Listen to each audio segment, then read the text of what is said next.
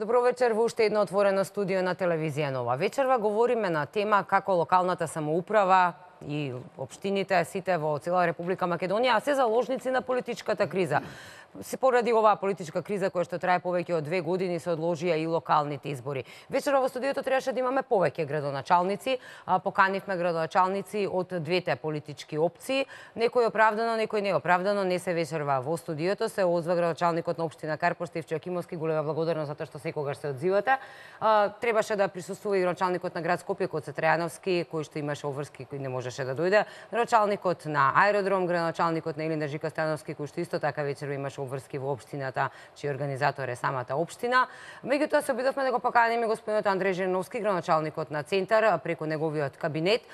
До последно, односно до пред почетокот на ова отворено студио, не успеавме да биеме повратен одговор, односно не успеа да стапат во контакт со него за да биде дел од оваа дебата. Еве да започнеме зашто сите бегаат, политички активирани или неактивирани, сите во овој сензитивен период се чини бегаат од соочување, од дебата, од гостување, до толку ли оваа политичка криза сите не стави на стендбај позиција?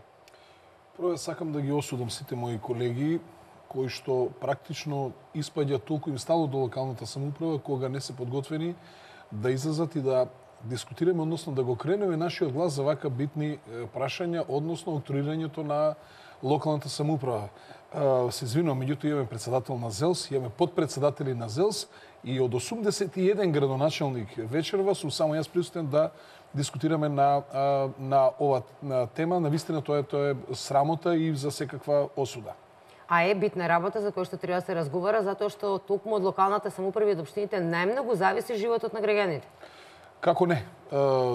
Значи, тука се оние прашања кои што се ги офаќаат прашањата во секојдневниот живот на граѓаните, како што се хигиената, како што е одржувањето зеленилото, како што е градскиот превоз, водоснабдувањето, противпожарната заштита, тука влегува значи гробиштата, тука влегуваат урбанизмот, откуп на земјиште, денационализација, дооформување на парцели, образованието, децјата заштита и така натаму. Значи тука е цел спектар на функции кои што ги има локалната самоуправа и не е seедно дали ги обавува локалната самоуправа со полн капацитет или пак ги обавува со еден октроиран капацитет.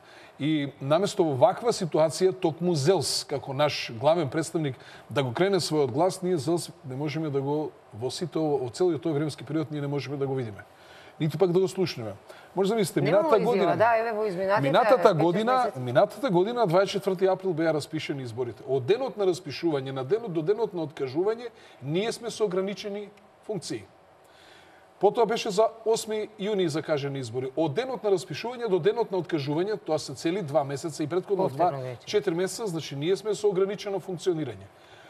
Од октомври, од како се распиша изборите, до денеска ние сме со ограничено функционирање и практично, значи, од 12 месеци во годината, ние скоро 7 месеца не сме можеле да функционираме, односно не обавуваме својата функција. И сега гледате што се случува. Значи, кога имаме парламентарни избори, логично е владата да е техничка, бидејќи таа се менува, тогаш и локалната самоуправа излегува дека е техничка. А кога имаме локални избори, тогаш владата не е техничка. Што апсолутно нема логика, зашто по уставот локалната самоуправа е четврта власт во државата. Како што, значи, законодавната, извршната, судската и локалната власт. Тоа е четврта власт потполно рамноправна со сите овие власти. И нема логика, значи, толку лоше донесе законот во 2006 година, кој што практично на ваков начин во секогаш кога има парламентарни избори, а значи ние имаме отприлика на 2 до 3 години, ние практично ја попречуваме работата на локалната самоуправа, односно сите оние функции, како што реков, најбитните работи за граѓаните. Замислите да се блокира локалната самоуправа да не можат да земат плата учителите. Тоа се 30, скоро 40.000 вработени. Замислите детска заштита, односно градинките да не можат да земат плата. Замислете да не функционира јавниот превоз. Не само плата, вие сега не можете да вработувате, нели, во таков предизборен период, може би отишол во пензија, за учител. целиот овој временски период, нити може да се вработи, нити може да се унапреди, нити граѓаните кои што сакаат да извадат градежна дозвола, ако случајно во нивната парцела се наоѓаат 2 квадрати државно земјиште, значи и 1 квадрат државно земјиште, ние него не можеме да му издадеме градежна дозвола, додека нема чист имотен лист на негова собственост. И тоа тече постапка, меѓутоа правобранителство на крај не сака да го соlemnizira договорот, бидејќи владата била техничка. И сега може да прашаме каква врска има со тоа што владата е техничка, кога локалната самоуправа... Мене како човек сакам институциите. И сега трпат граѓаните, трпат инвеститорите, може замислите, значи колку предмети ни цела Република Македонија стои за ово прашање.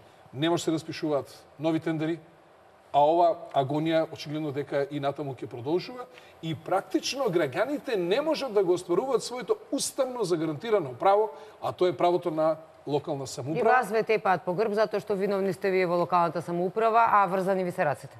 Па не, како да кажам, се создаде една ситуација на граѓаните да им се смачи од политиката и од неспособноста на политичарите. И нас потполно ни е јасно дека за цело ово време практично со сите потези што се прават, се повеќе и повеќе се удира врз локалната самоуправа и во ваква ситуација, повторно ќе кажам, ЗЕЛС наместо да искочи со јасни и прецизни ставови да го крене гласот дека ова оди на огромна штета на граѓаните. И впрочем сакам да прашам. Се сеќаваме што се случуваше 2013 година, кога јас одлучив да се кандидирам на избори. И тогаш беше нема да одиме на избори, нема да одиме на избори. Значи високата политика се прекршуваше преку грбот на локалната самоуправа. Значи се обидуваше некој да решава парламентарни владини проблеми преку грбот на граѓаните, преку локалната самоуправа. Практично преку тоа, дали ќе ни бидат чисти улиците, дали ќе ни биде тревата окосена, дали ќе имаме квалитетно водоснабдување, дали ќе имаме улици без дупки, дали одредени села ќе добијат улици, водоводи и така натаму, како да речеме во нашата општина, фасади, лифтови, кровови. Значи сето тоа се прекршува преку грбот на основните животни екзистенцијални проблеми на граѓаните и носи огромна штета. И можем да констатирам дека ни еден политички чинител во ова време не разговара уопште за локалните избори. Немаше никој, многу бегло помина одложување. Законот за локална самоуправа прво е тој системски закон, двотретински закон, и тој во него стои дека секоја трета недела на 4 години се распишуваат локални избори. Со закон беа одложени за мај месец. Значи, ако имаше консенсус и ако беше некој внимателен, требаше да се тргнат тие членови од законот кои што се спротивни на Уставот. Так. Затоа што во Уставот, во член 8, во темелните вредности стои, покрај тоа граѓаните што имаат право на поделба на власта, покрај право што имаат на човекови права регулирани со меѓународни конвенции, покрај правата на собственост, покрај правата на религија, граѓаните имаат право и на локална самоуправа. И со ниту еден законски или било кој подзаконски акт не може да се оспори правото на граѓаните да ја обавуваат локалната самоуправа и од тие причини јас сметам дека мора да реагира и Уставниот суд во оваа ситуација, затоа што мора да се деблокира функционирањето на локалната самоуправа. Изборите локални не се одржуваат, се функционира половично, никој за тоа не дискутира, гледате, ни парламент, ни политички партии и така натаму, како да воопшто не е битна таа работа. Замислете о градот Скопје, што ќе биде со него целиот да се затрупа со ѓубре. Тогаш треба да ги тоа се случи. Или па треба да се случи некоја поголема хаварија, пожар или не знам што, или некои проблеми со водоснабдувањето или било што. Значи ние буквално се играме со животите на граѓаните, кое што е апсолутно недозволиво. И затоа велам, значи натаму мора сериозно да се размислува на законски измени во кои што изборите парламентарни не може да вршат блокада ниту на председателот на државата, ниту на локалната самоуправа. Ворете, оние 20 дена додека трае изборната кампања, тоа е сосема логично, тогаш да не може да се распишува тендери, да не може да се продава, да не може да се купува и така натаму, а меѓутоа пред и после тоа нема, тоа е само зијан за граѓаните на Република Македонија. Вие сега воопшто не можете функционирате исто како во предизборието, како во тие 20 дена. Исто Да, врзани апсолутно. Како во предизборието, така и во постизборието, значи ние сме владата е техничка, автоматски сме и ние технички. Значи да повторам, ако ги има локални избори, владата тогаш не е техничка. Владата функционира со полн капацитет. А ако сега владата е техничка, автоматски и ние сме технички. Тоа е можно така да биде ако нас не назначува владата, како што има во одредени Што не е земји. случај. Не знам, Русија гувернари Така. поставува во одредени делови, ги поставува председателот или премиерот, не знам точно, меѓутоа тогаш може да се збори дека и тие се технички. Меѓутоа ние сме избрани на непосредни и тајни избори. И ние, значи, нашата сила од граѓаните на најдемократски, можам да кажам дека Македонија може да се пофали дека на најдемократски начин избира парламент, на најдемократски начин избира председател на држава и на најдемократски начин избира градоначалници, односно на директни избори.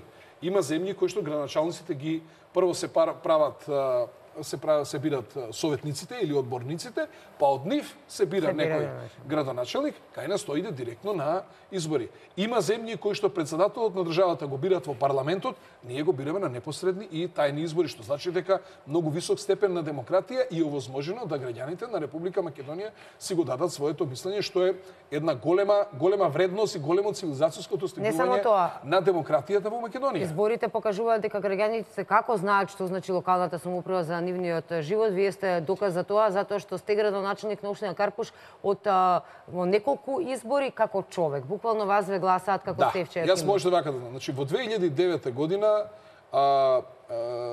партиите на кои што јас бев представник на ЛДП и Социјалдемократскиот сојуз освоија 10 советника, меѓутоа 10 советника освои ВМРО ДПМН, 2 независни имаше и 1 ВМРО Народна. А јас победив убедливо во тој избори. Во 2013 година, значи, по 9 советника има СДСМ и ВМРО ДПМН, представниците кои што јас ги предводев како советници имаме 5 советника, а јас победив убедливо дури со некои 8, односно не, со 11.000 гласа разлика. Значи, за советот граѓаните гласат на еден начин, меѓутоа за градоначалник гласаат на сосем друг начин и тоа не значи дека општинското мнозинство треба да го даде градоначалникот, туку јасно покажува дека мнозинскиот изборен систем се гласа за личност и затоа јас како политички представник, како лидер на партија и за парламентарните избори го застапувам принципот на мнозински избори и тогаш граѓаните ќе знаат дека ќе имаат многу посилни личности врз кои што партиите не може така да влијаат и кои ќе имаат многу поодговорност и луѓе кои што ќе бидат директно делегирани од народот. Тоа значи во таква ситуација вие не можете во Пехчево, Делчево, не знам што да им ставите кандидат од Скопје, туку тој мора да биде човек кој што е доволно познат и кој што има доволно кредибилитет во тој регион.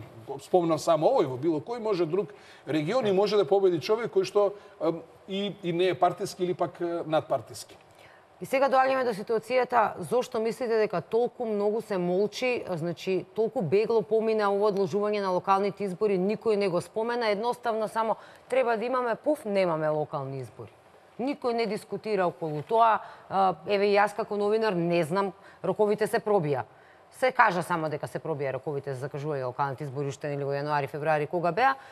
Кои се следни рокови, што правиме се? Да се распишат избори затоа што ние минимум 70, најмногу 90 дена од распишување избори треба да се спроведат локалните избори. Ако отидеме по тој принцип, ние значи веќе ќе фатиме временски период, значи втора половина на јуни. И имаме еден друг проблем. Тој е верскиот проблем. Значи рамазанските пости се кај муслиманскиот дел од граѓанството на Република Македонија и нема логика кога луѓето цел ден постат, а навечер прават ифтар. Вие во тој временски период ги терате они додат на митинзи и така натаму, што значи дека јуни е веќе пропаднат дел. Од 27 мај па натаму е пропаднат дел за можност на избори. Јули се веќе одмори и август. Значи се е можно после 15 септември па натака, меѓутоа мене како што ми стојат работите, прашање дали ние ќе имаме локални избори ова 2017 година. Што доколку немаме? Јас сум длабоко убеден дека ние имаме ситуација која што е чисто правна и повторувам дека со ниеден законски и подзаконски акт не може да се оспори уставно загарантираното право на граѓаните, кое што е дефинирано со член 8 од Уставот, каде што се утврдени темелните вредности, во кој што покрај поделбата на власта децидно стои дека граѓаните на Република Македонија има право на локална самоуправа и значи со ниеден друг закон, без разлика дали е тој двотретински или како, вие не можете да го попречите остварувањето на правото на граѓаните на локалната самоуправа. Со блокада на локалната самоуправа, значи вие сте го попречиле правото да имат локална самоуправа. Вие сега, во конкретниот случај, немате нова влада, но имате техничка влада. Која што може да ги распише. Значи, вие не можете сега, после, 14 мај, да имате комплетна блокада на локалната самоуправа. Вие немате нова влада, но имате техничка влада која што основните функции ги обавува, не комплетните, меѓутоа основните функции владата ги не може да носи крупни одлуки, не може да отуѓува, не може да купува, не може да склучува договори и така натаму. И тоа оно што значи основно функционирање на државата, таа техничка влада го обавува тоа. И сега доаѓаме значи, исто така мора да биде и со локалната самоуправа. Мора локалната самоуправа да функционира по принцип на аналогија, а не може да функционира по принцип на исклучок.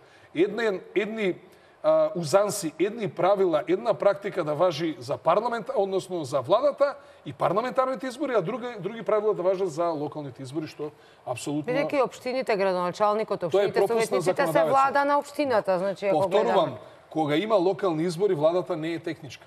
Кога има парламентарни избори и локалната самоуправа е техничка, што нема логика.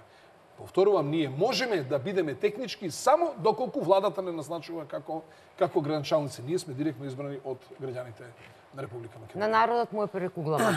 Политиката не држи заложници веќе толку време, еве и основните права, како што рековме, на јавната, односно на локалната самоуправа, кој што граѓаните имаат право на неа.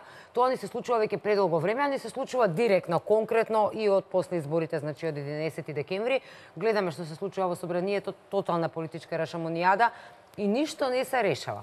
Значи се уште сме на статус кво. И сега видите вака. Има барања за да се формира влада и второ има барања за нови парламентарни избори. Значи двете варијанти се отворени. Еве да се формира нова влада. Прво што треба да направиме, ние треба да одиме на локални избори. Може ли некој да ми објасни како ние ќе одиме на локални избори во ваква тешка политичка поделба и во вака тешки политички тензии? Значи, какви ќе бидат тие локални избори? Разрешница на политичката криза во Македонија не може да се направи со локални избори. Разрешница на политичката криза во Македонија мора со парламентарни избори. И како тоа вие ќе правите сега локални избори? Значи, ако веќе ги има, ако се формира влада и треба да распишете локални избори, како ќе правите локални избори во вака длабоки политички поделби и нерешени прашања кои што се од делот на извршната власт во Република Македонија. Со граѓани на улица, со дури меѓуетнички тензии и така натаму, што е апсолутно недозволиво. А треба да се прави кампања за улици, за згради, за подобар живот за граѓаните, нема логика. Кој во таква ситуација ќе дискутира за општите проблеми на граѓаните, како што се улиците, како што е водоснабдувањето, снабдувањето со електрична енергија, парковите, училиштата, градинките, и се она што значи живот и поддршка на граѓаните од страна на локалната самоуправа. И во таква ситуација, значи, главна дискусија ќе се води за парламентарните проблеми, за платформата, за двојазичноста, за криминалот, за корупцијата и така натаму. Тоа ќе биде тема и никој нема уште да зборува за она што треба навистина да се зборува, а јас одговорно тврдам дека најголем бенефит граѓаните на Република Македонија гледаат токму од локалната самоуправа. Бидејќи се директно засегнати, секојдневно се решаваат нивни проблеми.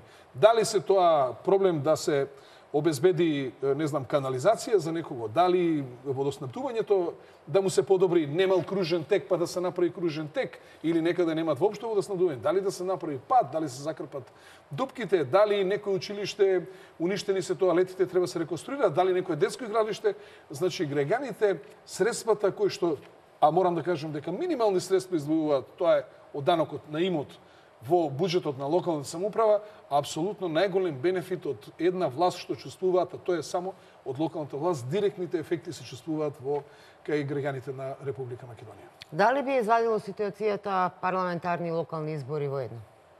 По моето мислење е како иде ситуацијата оди натаму, што јас лично не би сакал тоа да биде така. Сметам дека едното другото треба да бидат одвоени и во таква ситуација повторно високата политика ќе биде доминантна во дискусиите. Значи апсолутно нема да се дискутира за локалните проблеми, туку каков е одиумот кон глобалната високата политика, така ќе биде одимот и на локално ниво. И од тие причини гледаме дека ние партиите кои што се обезбедуваат да формираат влада на чело Социјалдемократскиот сојуз и во моментов и ДУИ избегнуваат да се оди на локални избори, сметајќи дека токму оваа политичка ситуација лошо влие врз нивниот рейтинг и дека тоа ќе има лоши ефекти врз евентуални избори, парламентарни, локални. Меѓутоа не може да се бега. Изборите сепак мора да дојдат сега или после. Затоа што очигледно е дека не функционираме. Очигледно е дека Јас и друг пат имам кажано, кај да одите, ќе одите, разрешницата е на локални избори, односно на избори. Нема така да дојдете. Значи, што год да правите, разрешница на секоја политичка криза се разрешува со избори.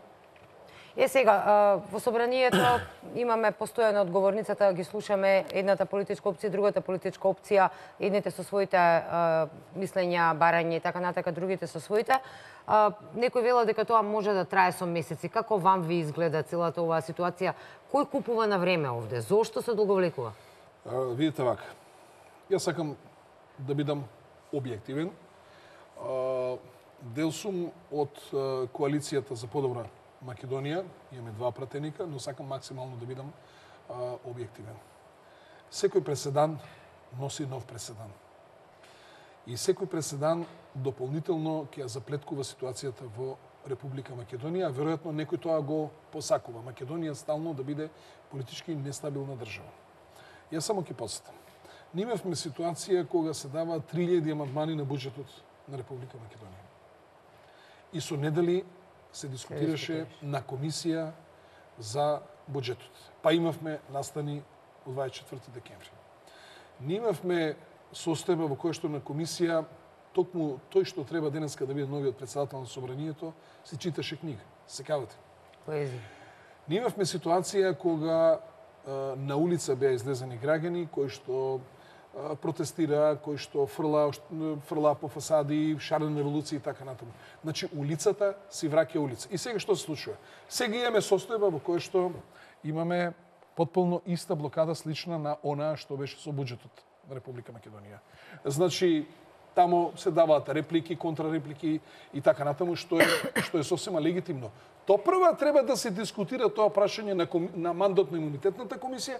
Топрва тоа ќе се дискутира кога ќе се избира председател на Собранието. Имаме луѓе на улица. Значи, претходно имавме на улица. Правило е, ако дојдеш на власт со улица, ќе си одиш од власт со улица. И Гадафи дојде со револуција, си отиде со револуција. Тито дојде преку војна. Неговата држава потоа му се распадна исто така со војна. Значи, сакам да кажам дека внесовме лоши практики во владењето на Република Македонија. Ако некој мисли дека со улица ќе дојде на власт, а потоа улицата ќе се смири со тоа што тој ќе дојде на власт, не. Гледате дека повторно се јавува таа иста ситуација. Имавме ситуација во која што победник од едниот блок, македонскиот блок, правеше влада со ДПА, со помалата албанска партија. Тоа беше неодобрувано од представници на дел од меѓународната заедница да се воспостави правило победник со победник. Сега тоа правило се крши и не важи. Победник со непобедник можело да се формира, нема проблем. Ама јас одговорно тврдам дека ќе дојдеме повторно во ситуација кога ќе се инсистира, тогаш ќе се бара. Тогаш ќе се нема право да се бара. Ама повторно ќе имаме нестабилност, повторно ќе имаме вакви ситуации во парламентот, затоа што не сакаме да поставуваме правила, принципи и сето она што треба. И јас сум длабоко убеден дека представниците на дел, не викам на цела меѓународна заедница, значи одредени амбасади, влади се мешаат во внатрешните односи на Република Македонија и јас одговорно тврдам дека досега не успеа да ни помогнат. Ако мисла дека во ситуација во која што денеска се наоѓаме ни помогнале многу, Мислам дека е смешно дека да зборуваме дека ни помогнале многу, значи оваа помош очигледно дека не била доволно висмена, не била доволно квалитетна и дека ние на 11 декември не ги разрешивме проблемите, туку ги усложивме. А ако се сеќавате, јас цело време тврдев дека проблемите од меѓупартиски ќе се префрлат на меѓуетнички, токму тоа не се случи во Република Македонија, што е уште поопасно. Кога сме кај странските амбасадори, велите, ако мислеа дека ни помогнале, ако сакале да ни помогнат, дали сакале или не сакале да ни помогнат е дискутабилно или пак нечија друга агенда? Ако сме сега стабилни, мирни, имаме изборна влада, без разлика дали е од едната страна или од другата, тоа значи дека ни помогнале и имаме разрешница, не гледаме дека уште посложена е ситуацијата. Имаше многу информации дека некои од овие странски дипломати буткале нечија туѓа агенда за пари и за лична моќ или лични интереси. А токму на оваа тема ми јавуваат од режија дека имаме ударни вести. Колешката Елена веќе е на својата позиција. Елена, повели со информацијата, се работи токму на оваа тема, странските амбасадори и странските влијанија во Македонија. Која е информацијата? Повели. Анита, ќе споменам дека ударна вест вечерва и дефинитивно е официјална тужба од Judicial Watch ја поднесе против американскиот амбасадор Джес Бејли, USAID и Сорос. Гледаме во продолжение.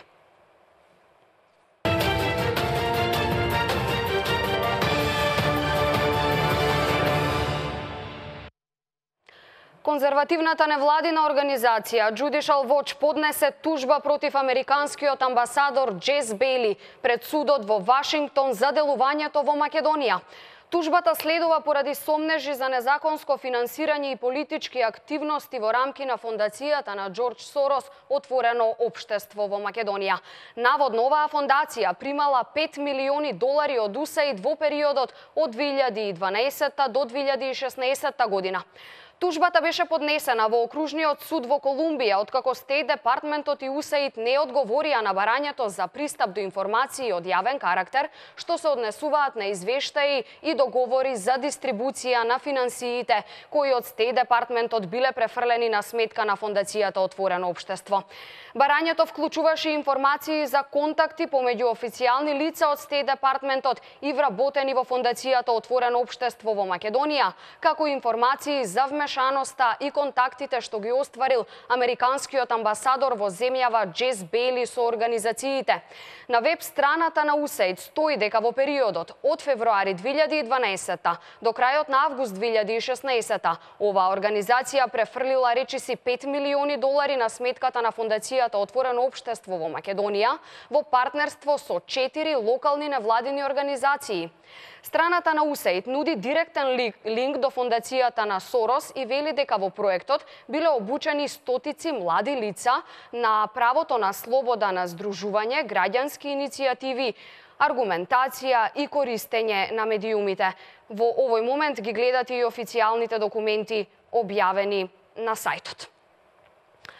А како дојде до ова? Неодамна американски сенатори најавија истрага против работата на американскиот амбасадор во Македонија Джес Бејли. Во писмото до државниот секретар на САД Рекс Тилерсон, сенаторите изнесуваа жестоки критики до Джес Бејли и при тоа бараа да се отпочне истрага во Стејт Департментот за тоа на кој начин се користеле фондовите на USAID и Сорос. Истрага за политизирањето на улогата на американската амбасада во Македонија претходно најави и водечкиот републикански конгресмен Кристофер Смит, кој го повика државниот секретар Тилерсон да го разреши амбасадорот Джес Бејли. Што конкретно содржеше тоа писмо? Гледаме во продолжение.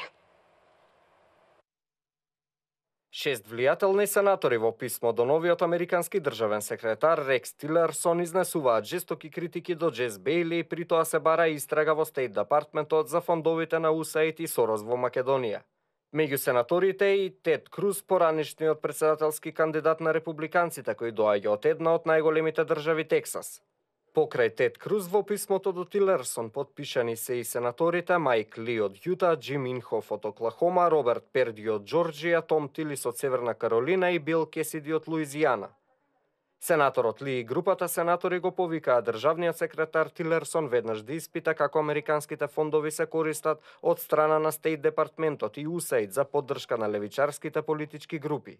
Една таква група е и фондацијата Отворено општество на Џорџ Сорос, која е огромен корисник на грантовите од USAID. Сенаторот Ли и неговите колеги веруваат дека таквото однесување е неприфатливо и мора веднаш да запре. Во текот на изминатите неколку месеци, представници и политички лидери на странски држави доаѓаа кај мене со разочарувачки вести и извештаи за американска активност во нивните земји. Ова вклучува извештаи за дипломати што фаворизираат одредени политички страни, за користење на средствата на USAID за поддршка на екстремни и понекогаш насилни политички активисти и за работење на владата на САД за маргинализирање на умерените и конзервативците во лидерски улоги. Сенаторот Ли додава дека овој вид на политичко фаворизирање низ целиот свет е неприфатливо и ги загрозува нивните билатерални односи. Во писмото се повикува Тилерсон да ги испита сите средства поврзани со унапредувањето на демократијата и владењето, како и преглед на програми, сметки и мноштво на субјекти на САД кои се вклучени во таквите активности. Упатените коментираат дека Сенатот е директно надлежен во потврдувањето и надзорот врз амбасадорите на САД, така што ова е голем пораз за Џес Бејли и неговите соработници во амбасадата на САД во Скопје. После 7 темми на конгресмени кои побараа истрага за Бејли, ова е 5-тата истрага која се најавува за Џес Бејли. Предходно водечкиот американски републикански конгресмен Кристофер Смит најави истрага за политизирањето на улогата на американската амбасада во Македонија и го повика новоименуваниот државен секретар Тилерсон да го разреши амбасадорот Џес Бејли. Најновото писмо, упатено од 6 сенатори, дефинитивно представува потврда на најавите дека Вашингтон го менува курсот и односот кон Македонија. Повеќе детали и информации за овој случај најавувам за вестите во 22 часот. Последните за денеска. Анита, тоа е тоа, ударната вест на вечерта. Официјална тужба од Judicial Watch против американскиот амбасадор Џес Бејли, USAID и работата на Сорос во Македонија.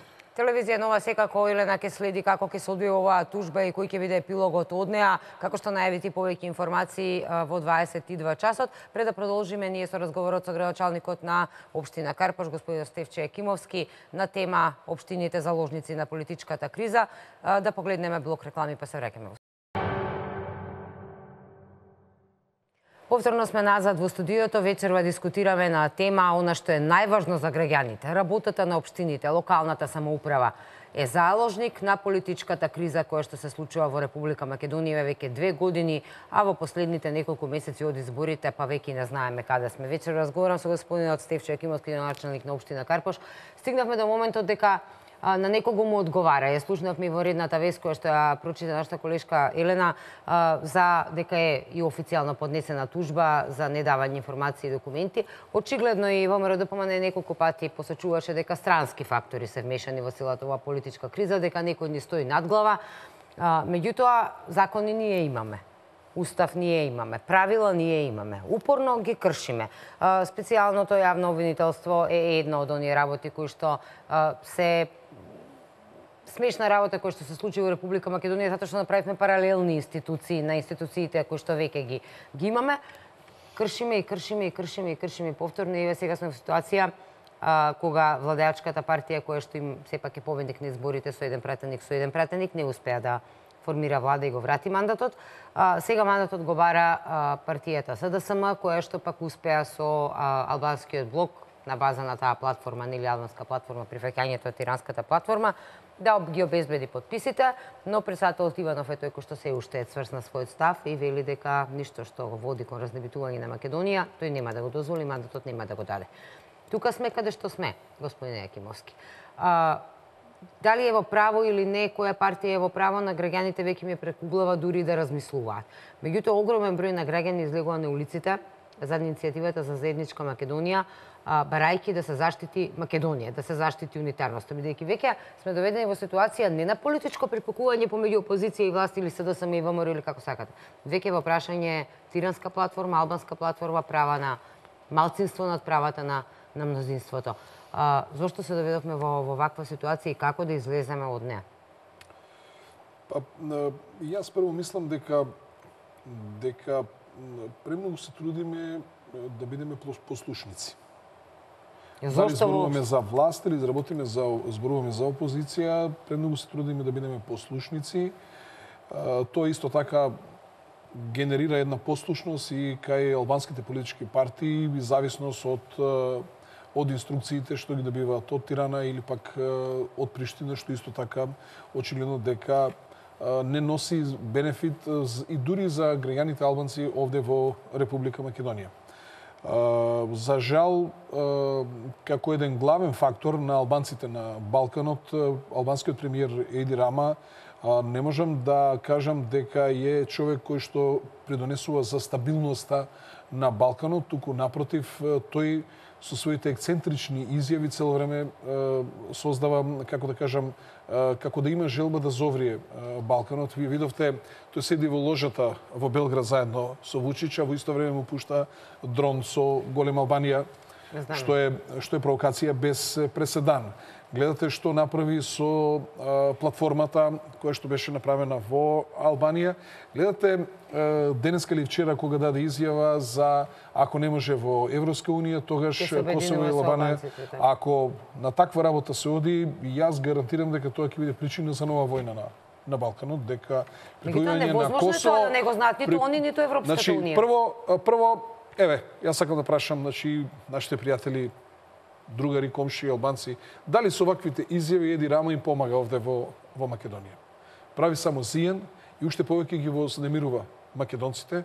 Второ, обид за припојување на Косово кон Албанија, тоа значи нова војна во која што ќе влезе Србија со Косово и со Албанија, а тоа значи дека зоврива Балканот и такви апокалиптични изјави кои што одат само на корист на националистите и шовинистите за создавање на некаква голема, ние видовме дека имаше идеи за создавање голема Србија, како таа заврши, сега тоа е практично идејата создавање на голема Албанија, што нема да донесе среќа никому, туку напроти уште повеќе, да речеме во Македонија, македонците ќе ги повлече во својот татар, албанците отприлика во своите позиции и практично ќе се јави меѓу нас еден јас и со таа изјава уште повеќе го зголемува стравот овде кај нас македонците, но во исто време ги подгрева страстите кај оние националисти кои што се од албанскиот политички блок и практично како еден премиер на соседна земја наместо да влие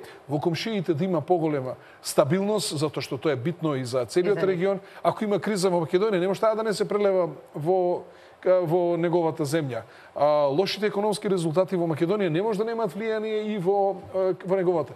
Безбедносно, ако е Македонија загрозена, значи загрозена и секој сосед ќе биде загрозен. Тоа значи дека тие непромислени изјави што ги дава создаваат голем немир овде на Балканот и мислам дека ќе биде многу битно да албанската опозиција час поскоро на изборите ја заврши работата со господинот Еди Рама. Мене ми е жал што морам вака да давам карактеристики за председател, односно на влада на една соседна земја, меѓутоа во изминатиот временски период јас не можам да видам дека тој човек се обидува да биде фактор на стабилност на Балканот, да придонесува, да биде миротворец и така натаму, туку напротив, вие видовте дека друг премиер вери дека негови сограѓани во Македонија треба да ги превземат работите во своји раце и така натаму и така натаму. Веднаш на тоа реагираше премиерот на Србија кога јас би рекол дека србите во Босна или во Хрватска треба да си ги превземат работите во своји раце, што би се случило и така натаму и така. Значи сакам да кажам дека сепак на Балканот се изродија политичари или дојдоа на власт политичари кои што не се дораснати до тежината на функциите кои што ги има функција председател или председател на влада или председател на држава. Европа молчи.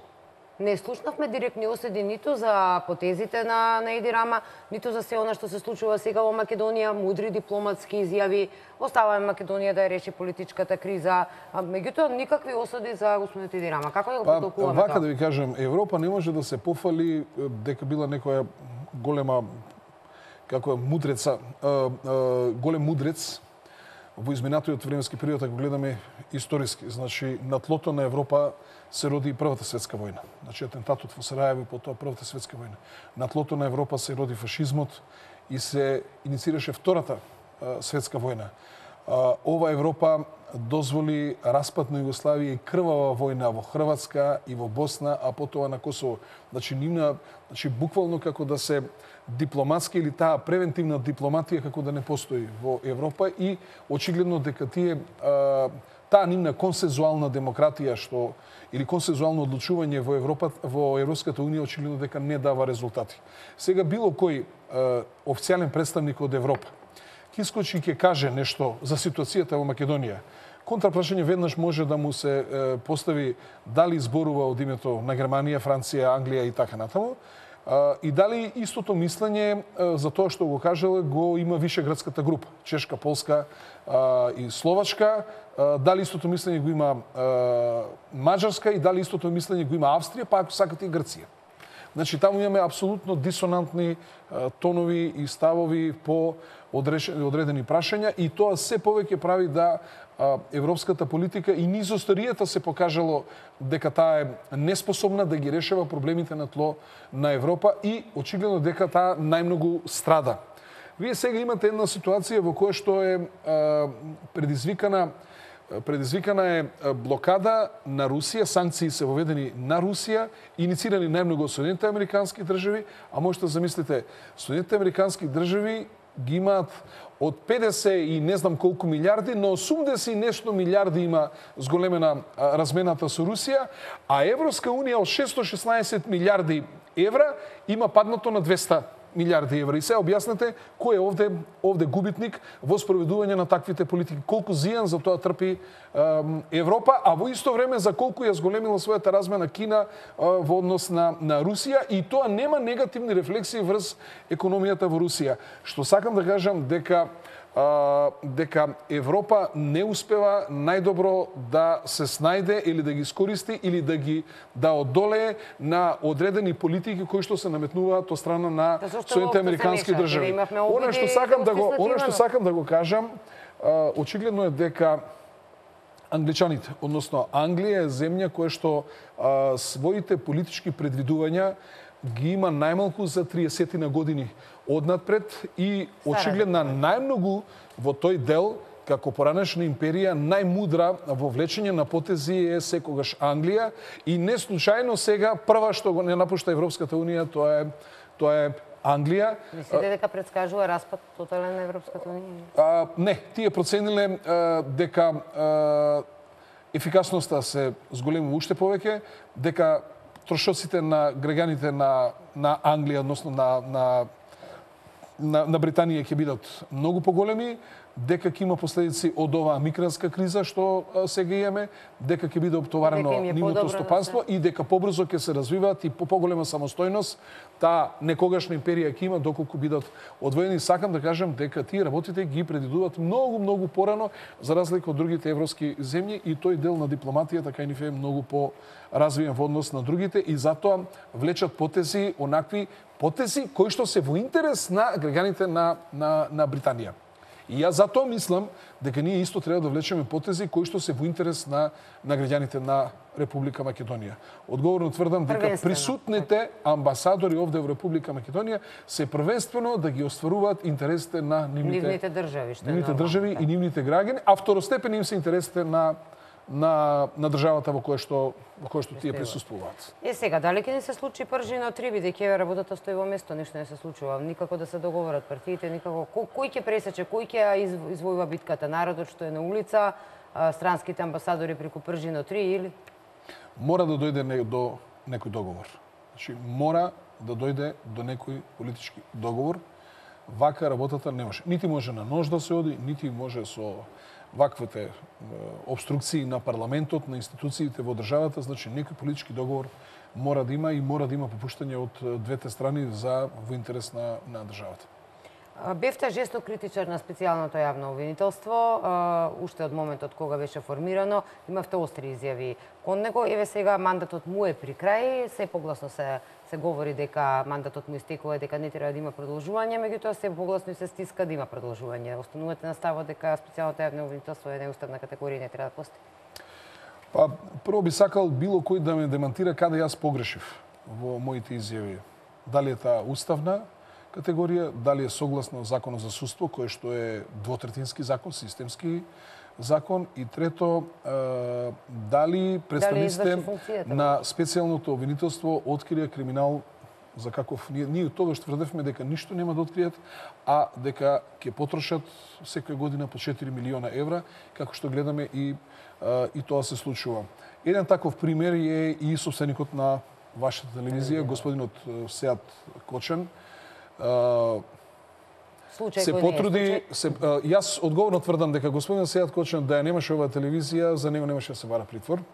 Прво, тоа кривично дело, ако има фалсификување на исправи, значи не е тешко кривично дело, и тоа најчесто во судската практика завршува со условно осудување или пак со некоја парична касна. И не е дело кој што подлежи на притвор. Да, и не е дело за кое што се бара притвор, меѓутоа очигледно дека овде е политиката на прво место. Второ, тендерот, односно работата која што е земена е завршена, комплетно. А специјалното обвинителство се обидува повторно политички да делува, односно да тврди дека тие како да украле 17 милиона евра, а не дека одработиле 17 работа, повеќе годишна работа за 17 милиони евра.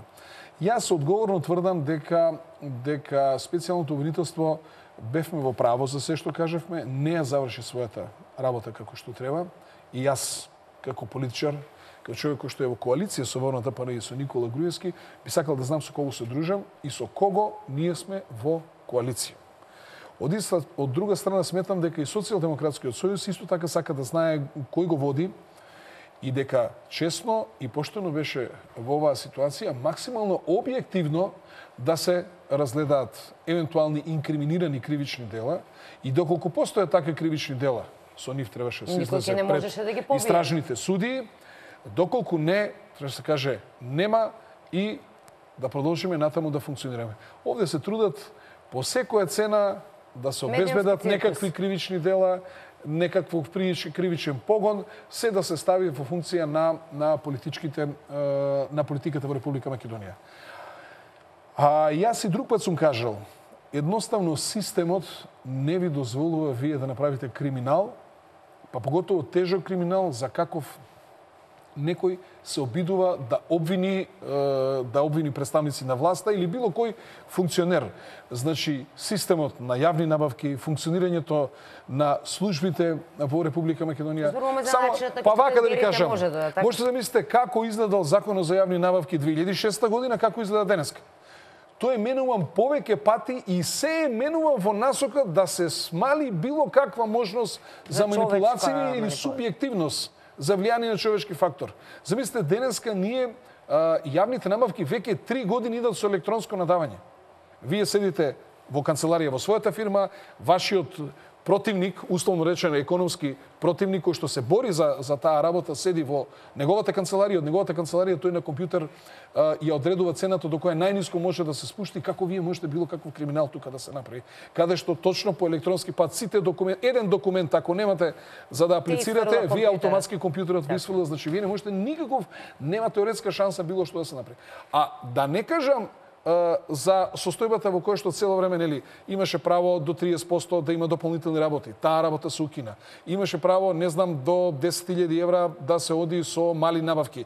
Се направи на 5.000 евра. Сега и малите набавки одат на тендер, значи не може собирање 3 понуди. А вие видовте дека од другата страна господинот Зоран Заев еден тендер го поделил на 4 дела и сите со мала набавка ги направил и во исто време сите ги дал на една иста фирма. Значи, таква работа е направена додека функционирал тој закон. Меѓутоа, навака веќе 3-4 години, значи цело време оваа влада се трудеше да ги поостри критериумите, воведе и бiro за јавни набавки, воведе совет за јавни набавки кој што треба ти даде одобрение за да ја распишеш јавната набавка и води сметка за процедурите, значи сето тоа оди во насока на намалување на корупцијата и на објективизирање на одлуките за тоа кој ќе ја добие работата на тендер или пак на било што. И сега, како да ви кажам, вие да се трудите пошто пото, да кажете, некој има тешки криминали, не знам колку пари, кога ќе слушнам, кога ќе кажат 50 милиарди и не ти се заврти во глава, се работи за еден парграф. Ако ќе им кажеме на тие луѓе дека вкупно буџет на Република Македонија за овие 10 години што е потрошен не е повеќе од 25-6 милиарди евра. Значи сите буџети да ги соберете од 2006 година па наму не се повеќе од 25-6 милиарди. И да тврдите дека 55 милиарди така лесно се оперира со бројки што навистина е смешно. И затоа сметам дека многу добро ќе беше специјалното обвинителство максимално објективно да излезеше. Ако има, ако нема. Тоа е должност на секој обвинител да каже. Ако има тешки кривични дела, да, или може да каже нема тешки кривични дела, има одредени прекршувања на законот, за тие исто така ќе поднесеме пријави, натаму судот нека си гони и така натаму. Јас сум секој прекршен дел од законот да се санкционира, меѓутоа може да се каже дали има или нема тешки кривични дела. Ако нема тешки кривични дела, треба да се релаксира народот. А ако има, јас одговорно тврдам дека нема таков истражен судија кој вас ќе ве амнестира ако обвинителот пред него донесе цврсти докази во кои што се гледа дека вие сте направиле тешко кривично дело и нема шанса вие да избегате од притвор или натаму од прогон. И треба да се одговара секој кој што направил, осудителна пресуда. Така. Кога сме кај тоа, рековте дека очекувате, односно велите дека мора да се менува законот за локална самоуправа или уставот во некој дел за да се дадат, нели да се не уставот, да не се законот, да не се врзани рацете на општините и на локалната самоуправа. Колку сте задоволни од законските решенија за тоа колку локалната самоуправа, односно колку граѓаните добиваат дел од парите преку локалната самоуправа што самите преку даноците ги даваат? Дали се доволни? Јас како граѓанин од мојата плата одат даноци, меѓутоа не тие доаѓаат во мојата општина за јас директно да го видам бенефит. Граѓаните треба да знаат дека данок кој доаѓа директно во општината е данокот на имот и тие се доста ниски даноци, например за еден стан од 50 квадрата во Карпуш се плаќа негде 1200-300 денари, кои ќе го поделите на 12 месеца, тоа е по 100 денара месечно, прилика доаѓа. На запад главниот извор на приходи е данокот на имот. Така. Значи, затоа негде велат подобро ми е да купам да седам под кирија отколку да купам стан затоа што даноците се многу високи или куќи и така натаму. Меѓутоа нашиот систем така не функционира. Вториот приход што директно граѓаните го плаќаат на локалната самоуправа данок од продажба на имот. Ако се продава земјиште, ако се продава стан, ако се продава куќа, тој данок тие 3,5% ги делиме со градот Скопје по принцип 50-50. Тука влегуваат фирмарините, фирми значи кои имаме регистрирано, прилика се делат исто со градот Скопје 50-50, а оние локални самоуправи како што се Велес, Прилеп, Штип и така натаму, што се надвор од градот Скопје, сите тие комплет приходи ги земаат кај нив. Директен наш приход е приходите од комуналиите, кога се градат куќи, стамбени згради, деловни простори, хотели и така натаму, тоа се директен приход на општината. Сега, персоналниот данок, ДДВ-то и данокот на добивка не се даноци од кои се финансира локална самоуправа, односно тие даноци ги прибира Републичката управа за јавни приходи и потоа некои од прилика 3,5-4% префрлаат на локалната самоуправа, што се минимални средства. Месечно добиваме од прилика, да речеме, општина Карпуш добива од некаде 2,5 до 3,5 милиона денари.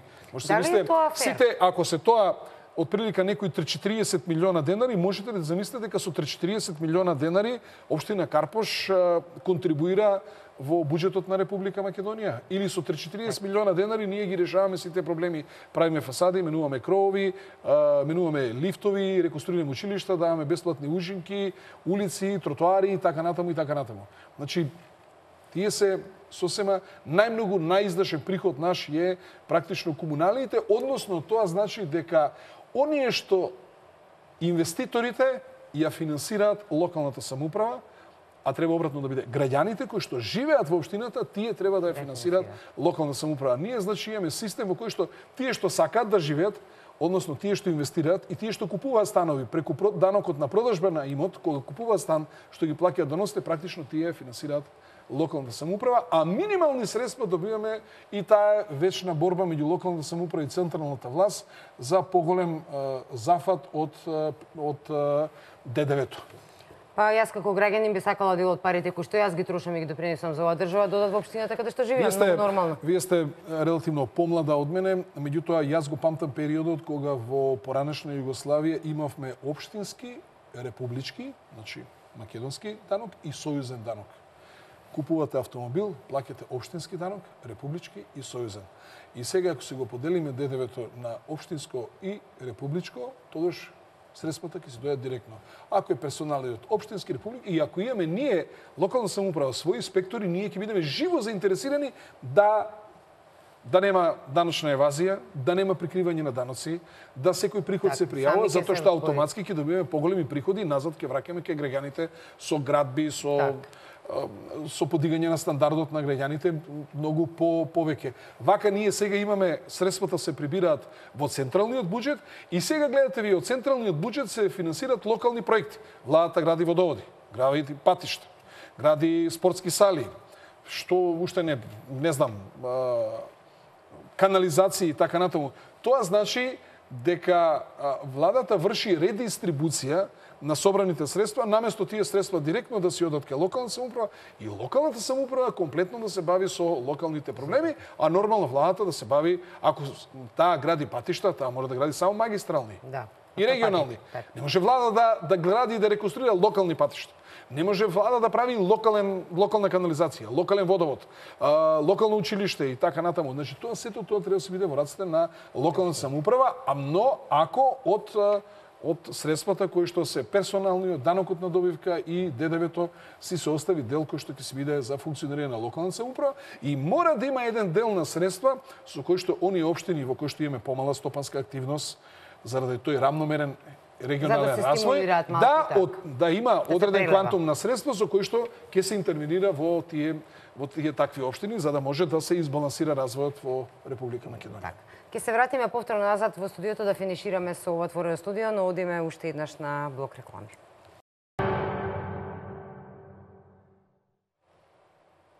Повторно сме назад во студиото, на самиот крај сме господин Јакимовски, дискутиравме за неколку теми, меѓутоа основата е локалната самоуправа заложник на политичката криза. Тука сме каде што сме, некои велат ќе биде до мај, некои велат не, што велите вие, ќе видиме ли Јас велам уставот е на ците и уставот им дава право на граѓаните да имаат локална самоуправа. Член 8 од уставот е јасен. Во темелните вредности на уставот стои дека е и локалната самоуправа, односно граѓаните дека имаат право на локална самоуправа и значи со ниеден закон таа не може да биде оспорена. Као што не може да биде оспорена ни извршната власт. Да повторам, значи ние сега имаме техничка влада која што функционира, но не е блокирана владата да не може ни да подпишува, ни ништо да прави, така ни плата да може да се земе, затоа нема што да се деси ни кај локалната самоуправа, односно ако веќе одиме да таа биде техничка, значи може да биде техничка, но никако блокирана. Во тој случај значи дека дебело го кршиме уставот. И затоа треба да има измени во законот за локална самоуправа, каде што стои дека мандатот е 4 години, но во исто време пишува дека мандатот на градоначалникот му започнува 7 дена по завршување на изборите. И сега кој имаме ваква ситуација, значи не може тој да биде 4 години да се стопира автоматски да се блокира локална самоуправа. Или ако се блокира, тогаш треба да се знае што тоа се прави, кој ги презема функциите и така натаму. Тоа мора да биде решено со закон. А сега не е. Сега не се знае. Генерално политичката криза очекувате... И затоа мислам дека никакви толкувања владини или од било кого, освен од Уставниот суд, не може да има разврска во конкретна ситуација. А генерално политичката криза очекувате разрешување, очекувате да трае уште долго? Јас скоро не очекувам разрешување, било каков обид за разрешување, освен ако не се направи некој политички договор, само ќе ги зголеми тензиите. Останувате на тоа дека нови избори се оние кои што се единствени, кои што може да ја разрешат оваа политичка криза, односно народот да си каже зашто е? Како можеме во ваква голема поделеност, кога имаме граѓани на улица, ние да сметаме дека мирно ќе може да работи влада, или како ќе функционира влада со 67, а јас не сум сигурен дека има 67, значи имаме постојано дисонантни тонови меѓу БЕСА, меѓу партијата на Зијаден Села, ДУИ и така натаму. Таму ќе биде главното нетрпение во почетокот. Вие за да можете да функционира еден парламент и да функционира една влада, вие секојдневно имате комисии. Имате парламентарни посети на други парламенти. Второ, има работа во Европскиот парламент, во Европскиот совет од страна на пратениците. И секогаш кога нема да има доволно пратеници во парламентот, тогаш опозицијата ќе го напушта парламентот и практично нема да може да работи. Значи, мора да има стабилно парламентарно мнозинство за да може да функционира парламентот, владата и така натаму. Поготово ако сакаме да кажеме дека ќе бидеме реформски ориентирана или како што се најавува дека ќе биде реформска влада, за да биде реформска владата мора да има стабилност. Ако владата нема стабилност, како може да биде реформска? Или кое крупно политичко прашање ќе го разреши во политичка нестабилност. За да крупно политичко прашање се разреши или закони кои што ќе имаат сериозни поместувања во економија или во било што, или ако сакате во политичкото уредување на Македонија, мора да има политичка стабилност и општ консензус. Ако тоа го нема шанс. Гранска војна ќе стане. Сега сме ставени на поделено општество помеѓу две партии и ова затоа ни се случува. Односно секогаш може опозицијата да каже излегува од парламентот или владата да каже јас сега нема на водачката партија во тој момент да каже јас нема сега да учествувам во парламентот и нема да гласам и така натака и повторно да бидеме статус кво. Зошто во Македонија третата опција помалите партии никако да заживеат? Вие бевте еднаш гостин во отвореното студио кој беше на тема мали партии, големи лидери. Ги имаме неколку, вие сте еден од оние големи лидери на една партија која што е релативно млада, нели, на политичката сцена за разлика од ВМРО ДПМНЕ СДСМ. Се борите, успевате, постојано имате пратеници, меѓутоа како да се доведеме ситуација во Македонија да немаме поделба помеѓу само две политички партии? Јас одговорно тврдам дека гром да имаше повеќе пратеници, малку подруга ситуацијата ќе беше во Македонија, со одредени решенија што ги преземе и ВМРО ДПМНЕ, а со одредени решенија што ни беа наметнати, ние немаше да ги преватиме као политичка партија. Значи, сосема малку подруго во одредени делови би реагирале. Второ, граѓаните, зашто имаме толкова моќ? Граѓаните не вреднувале толку. Гром го вреднувале со 32.000 гласови и тоа е, како да кажам, една... Но не, граѓаните се доведени до ситуација нож до коска, немој да гласате за помалите партии, изгубен ќе биде гласот, сите се гласат помеѓу ВМРО ДПМНЕ СДСМ. Видите вака, бидејќи постојано сме во непретензија. Професорот Ѓорѓе Марјановиќ имаше уште пред 20 и кусур години многу добра изрека, народот ќе добие власт какво што заслужува.